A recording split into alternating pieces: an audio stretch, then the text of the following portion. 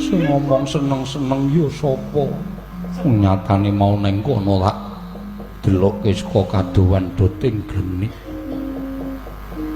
Ora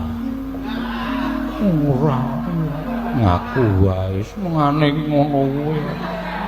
Mbok ya saiki ngilo karo sampean dhewe. Terus aku diunekke sak penake dhewe aku seneng-seneng karo dhewe usane aku neng kono ki rasane kaya dikunjur.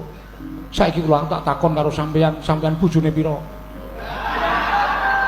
Sing seneng-seneng sapa? Saiki sing tak anggap bojo lagi kowe. Lah saiki terus esuk pira tak takon. Ki ngopo ta iki? Enten apa?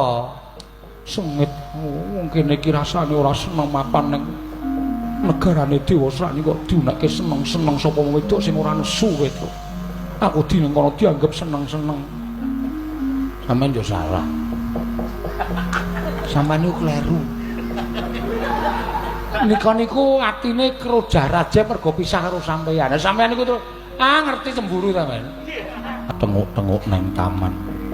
Ngono ku rak padha karo seneng mapan nang kono. Sing seneng ki yo sapa mbok ora ngawur ora.